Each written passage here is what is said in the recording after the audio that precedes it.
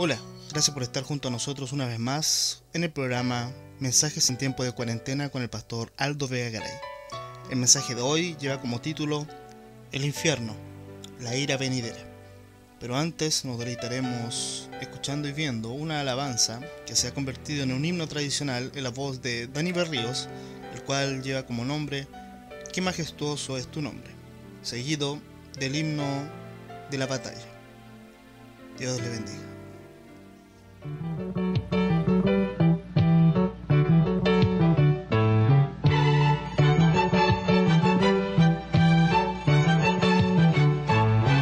Oh Dios mi Dios, qué majestuoso es tu nombre en la tierra.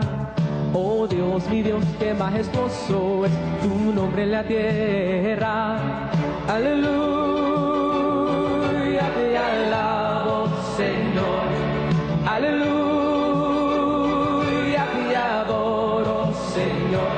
Príncipe de paz, oh Dios todopoderoso.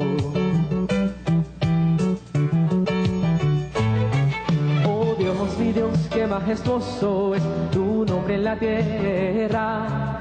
Oh Dios, mi Dios, qué majestuoso es tu nombre en la tierra. Aleluya, te alabo, Señor. Aleluya,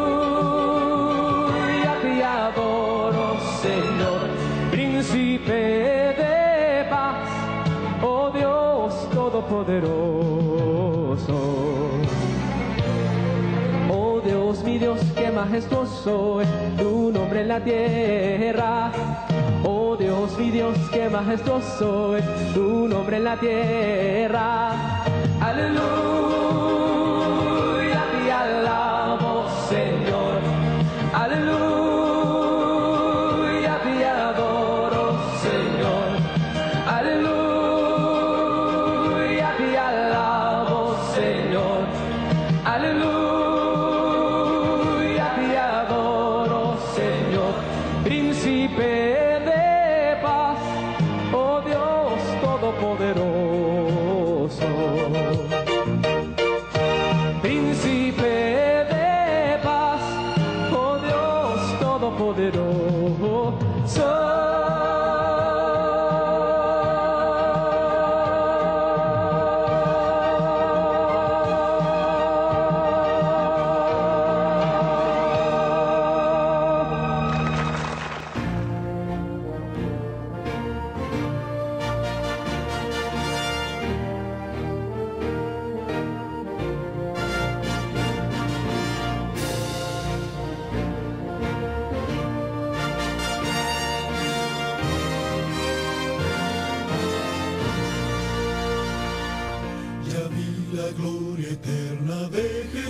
Grandioso Rey, Rey de reyes de este mundo majestuoso y con poder, su regreso ya anuncia con señales por doquier, venciendo viene el Rey. Gloria, gloria, aleluya. Gloria, gloria, aleluya. Gloria, gloria, aleluya, venciendo viene el Rey. Un clarín llamando fuerte la batalla anunció, Cristo al frente de su pueblo lleva en alto el pendón, con su fuerza y su poder la victoria conquistó, venció mi buen Señor. Gloria, gloria, aleluya. Gloria, gloria, aleluya. Gloria, gloria, aleluya. Venciendo viene el Rey. Cual el lirio de los valles y la rosa del Sarón, con amor y con ternura en mi vida transformó. Él murió para salvarme y hoy le alabo con fervor. Venció mi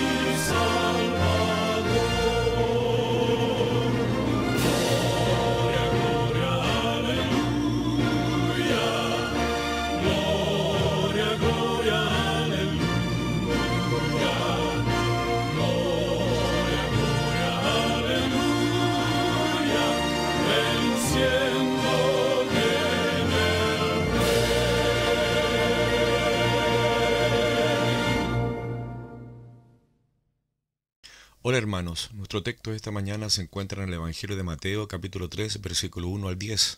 La Biblia dice: En aquellos días vino Juan el Bautista predicando en el desierto de Judea y diciendo: Arrepentíos, porque el reino de los cielos se ha acercado. Pues este es aquel de quien habló el profeta Isaías cuando dijo: Voz del que clama en el desierto, preparad el camino del Señor, enderezad sus sendas. Y Juan estaba vestido de pelo de camello y tenía un cinto de cuero alrededor de sus lomos, y su comida era langosta y miel silvestre. Y salía a él Jerusalén y toda Judea y toda la provincia de alrededor del Jordán, y eran bautizados por él en el Jordán confesando sus pecados. Al ver él que muchos de los fariseos y los saduceos venían a su bautismo, les decía: Generación de víboras, ¿quién os enseñó a huir de la ira venidera? Haced pues frutos dignos de arrepentimiento, y no penséis decir dentro de vosotros mismos: A Abraham tenemos por padre, porque yo os digo que Dios puede levantar hijos a Abraham aún de estas piedras. Y ya también el hacha está puesta a la raíz de los árboles, por tanto todo árbol que no da buen fruto es cortado y echado en el fuego. Grandes multitudes salían al desierto para escuchar a Juan el Bautista, que anunciaba la necesidad del pecado, el arrepentimiento y su responsabilidad de creer en el Señor Jesucristo. Mientras él predicaba a las personas necesitadas del perdón de pecados, vino a él un grupo de hombres que destacaban por sus vestiduras religiosas, fariseos y saduceos. Al verlos, Juan les preguntó: ¿Quién os enseñó a huir de la ira venidera? Quisiera esta mañana hablar de la ira venidera. Número 1. ¿Qué es la ira venidera? Cuando comenzó el ministerio de Juan, había en la sociedad un gran descontento que rayaba en la revolución. No podían con los impuestos que el gobierno les imponía. Se llamaba moral a lo inmoral y bueno a lo malo. Pero la gente estaba hambrienta de la palabra de Dios. Hacía 400 años que no había profeta. Cuando se oyó la voz de Juan que invitaba al pecador al arrepentimiento, volvió la esperanza. Los profetas habían predicho la venida de Cristo y ahora se oía un anuncio de que estaba cerca. Como símbolo de la purificación del pecado, bautizaba en las aguas del Jordán. Así declaraba que los que quisieran formar parte del pueblo de Dios tenían que purificar el corazón del pecado o no podrían tener parte en el reino del Mesías.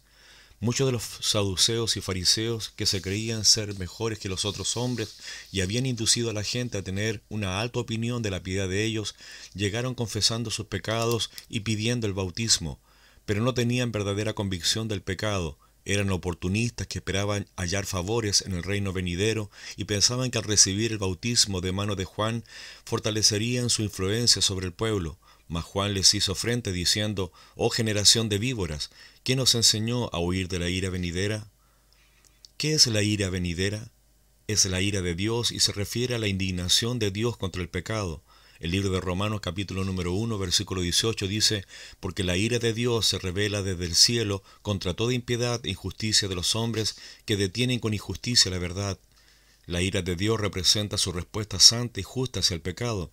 La ira no representa un atributo de Dios, más bien refleja la expresión de sus atributos de santidad y justicia ante un mundo pecaminoso. Debido a que el hombre decidió seguir el mismo camino que el diablo, debe enfrentar la ira venidera, el infierno. El libro de Mateo capítulo 25 versículo 41 dice: Entonces dirá también a los de la izquierda: Apartaos de mí, malditos, al fuego eterno preparado para el diablo y sus ángeles. Este lugar fue creado para Satanás y sus ángeles. John Milton propuso que el diablo gobernaba el infierno, pero no es así. Él pronto irá a ese lugar y desea llevar a muchos con él. Aunque muchos no quieran creer en el infierno, es un lugar real.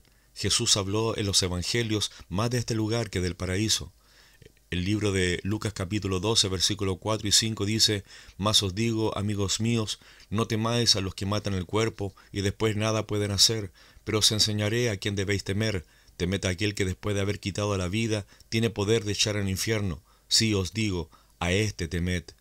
La existencia del hombre no termina con la muerte. Al morir comienza la eternidad. El infierno es un lugar donde no hay luz, solo llama de fuego. No hay placer, no hay belleza, solo hay dolor.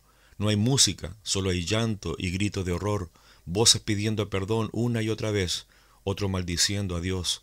El libro de Marcos capítulo número 9 versículo 44 dice: Donde el gusano de ellos no muere y el fuego nunca se apaga.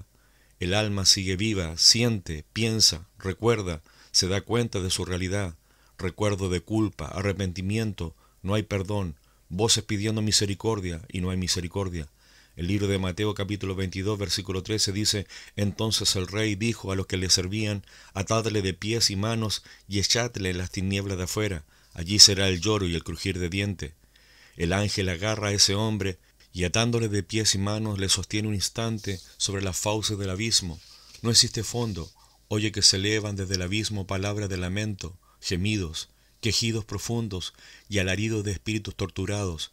Es echado y cae al hoyo que no tiene fondo y se desliza para siempre hacia abajo, hacia abajo, hacia abajo, sin encontrar nunca un lugar de descanso para la planta de sus pies. El sufrimiento allí nunca termina. En el abismo las voces gimen diciendo: para siempre, para siempre. El libro de Apocalipsis capítulo 14 versículos 10 y 11 dice: Él también beberá del vino de la ira de Dios, que ha sido vaciado puro en el cáliz de su ira, y será atormentado con fuego y azufre delante de los santos ángeles y del Cordero, y el humo de su tormento sube por los siglos de los siglos. Y no tiene reposo de día ni de noche los que adoran a la bestia y a su imagen, ni nadie que reciba la marca de su nombre. Hay muchos testimonios de personas que estuvieron muertas por algunos minutos que relatan haber visto un túnel y una luz al final, otros a sus familiares que le venían a recibir. Pero en la Biblia encontramos la fuente más confiable de lo que hay más allá de la muerte. En el libro de Lucas capítulo 16, versículos 19 al 31, hay una historia de dos hombres, uno rico de quien se desconoce el nombre y el otro un hombre pobre llamado Lázaro. El primero vestía de ropas preciosas, púrpura y lino fino, y hacía banquetes majestuosos cada día para sus convidados, que deben haber sido muchos. En cambio Lázaro mendigaba echado a la puerta del rico, enfermo, lleno de llagas, y ansiaba saciarse de las migajas que caían de la mesa del rico, y los perros venían y le lamían las llagas. La Biblia dice que murió el rico y fue sepultado. A lo mejor su funeral estuvo lleno de gente que habló de su generosidad, sus banquetes y su elegancia, y el ataúd y el sepulcro fueron dignos de un gran mandatario. Murió también el mendigo y seguramente no tuvo funeral y fue echado en una fosa común, pero ahí no termina el relato de la historia. La Biblia dice que el rico, mientras su cuerpo yace en el sepulcro descomponiéndose, su ser interior abrió sus ojos estando en tormentos, abrió sus ojos con sorpresa. Nunca se lo esperó. Abrió sus ojos mirando su realidad y lo que nunca podría tener, el cielo. Y dando voces pedía misericordia y que se le diese una gota de agua en la punta de su lengua, porque era atormentado por las llamas. Pero se le dijo: acuérdate que en la tierra tuviste bienes. El rico puede recordar, puede oír, puede mirar, puede sentir. Su alma sigue intacta. En 5 ocasiones Jesús dijo que es atormentado y que no podrá salir de allí. ¿Por qué fue el rico al infierno? No fue debido a su riqueza. No es malo ser rico. En la Biblia hubo grandes creyentes que fueron muy ricos. Entonces, ¿por qué? El hombre rico de nuestra historia vivió en esta tierra sin Dios. El libro de Efesios capítulo 2, versículo 12 dice: En aquel tiempo estabais sin Cristo, alejado de la ciudadanía de Israel y ajeno a los pactos de la promesa, sin esperanza y sin Dios en el mundo. Cuando su alma sentía un vacío espiritual, Él lo llenaba con banquetes, amigos y compras. Amó las riquezas y no tuvo tiempo para necesitar de Dios. De sus propias palabras en el infierno se infiere que alguien le testificó la manera de evitar este lugar y además conocía que debía arrepentirse. Por otro lado, el mendigo murió y fue al paraíso, no porque haya sido pobre y enfermo, sino porque cuando sintió la necesidad en su alma no tenía otra cosa a la que acudir. En su miseria buscó a Dios. El libro de Lucas capítulo 13, versículos 27 al 29 dice: Pero os dirá, o digo que no sé de dónde sois. Apartaos de mí todos vosotros, hacedores de maldad. Allí será el llanto y el crujir de dientes, cuando veáis a Abraham, a Isaac, a Jacob y a todos los profetas en el reino de Dios, y vosotros estéis excluidos, porque vendrán del oriente y del occidente, del norte y del sur, y se sentarán a la mesa en el reino de Dios. Este texto nos presenta la miseria que traerá la ira venidera, pero también nos ofrece un hermoso cuadro del cielo. Dice que es un lugar donde voy a sentarme en grata compañía, Abraham e Isaac y Jacob, y por supuesto con Jesús. Es una gran mesa y un majestuoso banquete. Más allá del firmamento azul hay una hermosa ciudad luminosa, cuyos muros son de jaspe y muchas mansiones preparadas, cuya luz brilla más que el sol. Allí descansan los de agotadas fuerzas. Una tierra de reposo, de paz y felicidad para siempre. Cuando pongan mi pie en el cielo vendrán mis hermanas y hermanos y me tomarán de la mano. Parientes queridos que han sido separados se encontrarán otra vez en el cielo. se escuchará mi nombre. Una gran multitud, la cual nadie puede contar, de todas las naciones y tribus y pueblos y lenguas que estarán delante del trono y en la presencia del Cordero.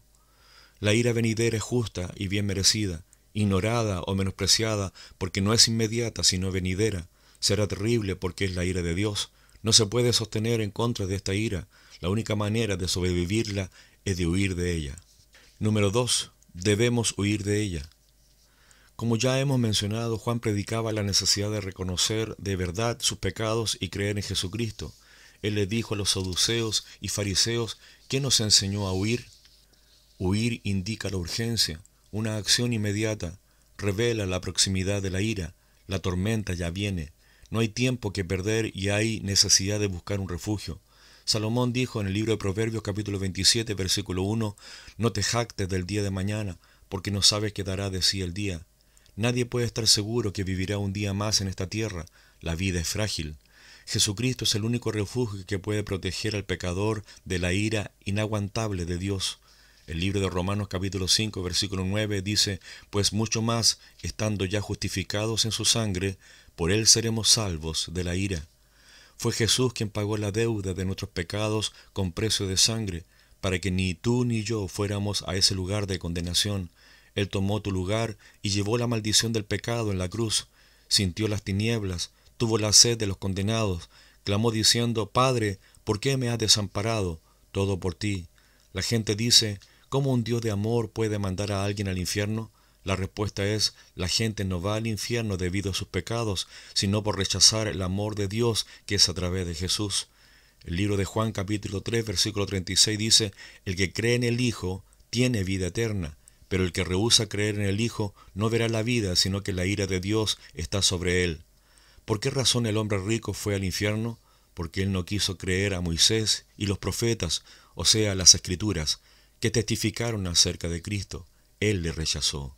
El libro de Lucas capítulo 23, versículo 39 al 43 dice, y uno de los malhechores que estaban colgados le injuriaba diciendo, si tú eres el Cristo, sálvate a ti mismo y a nosotros. Respondiendo el otro le reprendió diciendo, ni aun temes tú a Dios estando en la misma condenación. Nosotros a la verdad justamente padecemos porque recibimos lo que merecieron nuestros hechos, mas éste ningún mal hizo. Él dijo a Jesús, acuérdate de mí cuando vengas en tu reino. Entonces Jesús le dijo, de cierto te digo que hoy estarás conmigo en el paraíso. Lucas dice que había 3 hombres crucificados y se lleva a cabo una conversación entre ellos. Jesús, el Hijo de Dios, está en medio. Fue crucificado porque dijo que era Dios. Está allí para nuestra salvación. Los otros 2 son malhechores. Evidentemente fueron crucificados por sus fechorías. Uno de ellos le injuria, pone en duda su divinidad, poniéndole a prueba. En cambio el otro, aunque al principio hacía lo mismo, la gracia de Dios le hace recapacitar y reprenda al otro diciendo, ¿ni aun temes tú a Dios estando en la misma condenación? Se da cuenta que ambos ya estaban en la condenación eterna, solo que ésta debía llevarse a cabo. Este malhechor hizo lo que todo hombre debe hacer para huir de la ira venidera. Primero reconoció sus pecados diciendo, nosotros a la verdad justamente padecemos porque recibimos lo que merecieron nuestros hechos. Y segundo, reconoció la perfecta santidad de Cristo Jesús diciendo, mas éste ningún mal hizo. Y luego agregó, acuérdate de mí cuando vengas en tu reino, a lo cual Jesús le respondió, hoy estarás conmigo en el paraíso. El primer libro de Tesalonicenses capítulo 5 versículo 9 dice, porque no nos ha puesto Dios para ira, sino para alcanzar salvación por medio de nuestro Señor Jesucristo. Los corazones duros e impenitentes están acumulando ira para el día de la ira, cuando se manifiesten los justos juicios de Dios, dice Pablo, Romanos capítulo 2, versículo 5. La ira viene y hay que huir, acudiendo a Jesucristo. El libro de Isaías capítulo 5, versículo 14 dice, por eso ensanchó su interior el Seol, y sin medida extendió su boca, y allá descenderá la gloria de ellos, y su multitud, y su fausto, y el que en él se regocijaba. Isaías dijo que el infierno abrió su boca sin medida. La descripción es como la de un monstruo que devora, que se prepara para engullir a su presa estirando su boca. ¿De qué sirve la gloria, el poder, su diversión y los que apoyaban tales obras? ¿De qué sirve ganarlo todo y que luego nuestra alma vaya a condenación por toda la eternidad? ¿Qué significa creer en Jesús? Significa poner enteramente tu confianza en Él. Número 3. ¿Quién nos enseñó a huir? Juan le dijo a los fariseos y saduceos, ¿qué nos enseñó a huir de la ira venidera? Esa pregunta habría sido como una flecha en el corazón de ellos. ¿Habrían aprendido por su religión de la necesidad de huir de la ira venidera? Sin duda alguna estaban bien adoctrinados en su religión, pues presumían de su supuesto conocimiento y procuraban enseñar a otros. Pero, ¿de veras habían aprendido que hay ira venidera y que uno necesita arrepentirse y confiar en Jesucristo? Muchos de los fariseos y saduceos pudieron haber llegado al bautismo con la ostentación que caracterizó a sus otras actividades religiosas. Le estaban demostrando al mundo que estaban listos para el Mesías, aunque no se habían arrepentido realmente. Muchos de los judíos creían en la ira venidera. La diferencia era quiénes la iban a sufrir. Creían que ellos estaban inmunes a esta sentencia. A menudo malinterpretaban la ley, pensando que uno era hecho recto al cumplir la ley, y pensaban que ellos eran rectos de esta manera. Eran ampliamente enseñados que era suficiente con los méritos de Abraham para la salvación de todos los judíos y que una persona judía no podía ir al infierno. Juan les dijo, advirtiéndoles que dejen de confiar en el hecho de que eran judíos y que debían arrepentirse en verdad, no simplemente confiar en los méritos de Abraham. Pero estaban cegados en su propia justicia, confiados en que solamente otros tenían que rendir cuentas con Dios. ¿Qué nos enseñó? Dijo Juan. Lamentablemente la enseñanza del tema que tratamos no es muy frecuente. Muchos predicadores no quieren mencionar palabras como pecado, arrepentimiento, ira, juicio, condenación e infierno para no ofender a sus oyentes. Así que la palabra escasea. Las enseñanzas en muchos casos difieren de lo que la Biblia nos advierte. El libro de Proverbios capítulo 11 versículo 7 dice: cuando muere el hombre impío, perece su esperanza, la expectación de los malos perecerá. La gente tiene falsas expectativas. Algunos creen que las buenas obras le pueden salvar de la ira venidera, pero nadie será justificado delante de Dios por sus buenas acciones, ya que si puedo salvarme a mí mismo, ¿para qué Jesús murió en la cruz? Otros creen que pidiéndole a algún santo, incluso a María, en la hora de la muerte, ellos intercederían para no ir a condenación, pero también es una falsa expectativa, ya que la Biblia dice en el primer libro de Timoteo, capítulo 2, versículo 5, porque hay un solo Dios y un solo mediador entre Dios y los hombres, Jesucristo hombre. Y Lucas en el libro de los Hechos dice, Hechos capítulo 4 versículo 12, y en ninguno otro hay salvación, porque no hay otro nombre bajo el cielo dado a los hombres en que podamos ser salvos. Una persona podría pensar que haber nacido en una cuna evangélica o ser hijo de un predicador, que alguien haya orado por ella, haber sido sanado de alguna enfermedad milagrosa, garantiza la entrada al cielo, pero no es así. Todos necesitamos ser salvos por Cristo. Otros creen en un lugar intermedio entre el cielo y el infierno, lo llaman el limbo o purgatorio, pero este lugar no es real, y aunque la gente ore y pague para salir de aquel lugar, solo es parte de las tradiciones religiosas. La Biblia solo habla del cielo y del infierno, y es aquí en la tierra que tú debes tomar la decisión de creer en Jesús como tu Salvador personal. Otra falsa expectativa es la que proponen algunos que creen que solo perteneciendo a su denominación la gente será salva de la ira venidera, pero ya vimos que el único refugio es Cristo Jesús. Hoy, al igual que en el tiempo de Juan, muchos llegan mostrándose muy religiosos, caminan parsimoniosamente, llevan la Biblia debajo del brazo, cantan alabanzas a Dios, son generosos, han sido bautizados y participan de la comunión del pan, pero no son salvos. El malhechor de la cruz no fue al templo, no pertenecía a alguna denominación, no fue bautizado, no participó del discipulado cristiano, no tenía un conocimiento profundo de las Escrituras, pero él le pidió a Jesús que le salvara. Amigos, esta mañana, ¿ha entendido que usted necesita arrepentirse y creer en el Señor Jesucristo para recibir el perdón de pecados? Considere seriamente que su conciencia es quien le dice, huye de la ira venidera. Es la palabra de Dios que le advierte. Es el Espíritu Santo que le dice, escapa, escapa, escapa, mira al monte, no mires atrás de ti, no pares en toda esta llanura, huye de la ira venidera. Si es así, puede en este momento pedirle al Señor que le salve. El libro de Romanos capítulo 10, versículo 13 dice, porque todo aquel que invocar el nombre del Señor será salvo. Hazlo ahora. Queridos hermanos, ¿por qué callamos si sabemos de su realidad? Jesús no mintió. Es extraño el sentimiento de pensar que nosotros gozaremos del cielo y hay gente conocida nuestra que estará sufriendo. Gracias por escuchar. Dios les bendiga. Un abrazo pastoral.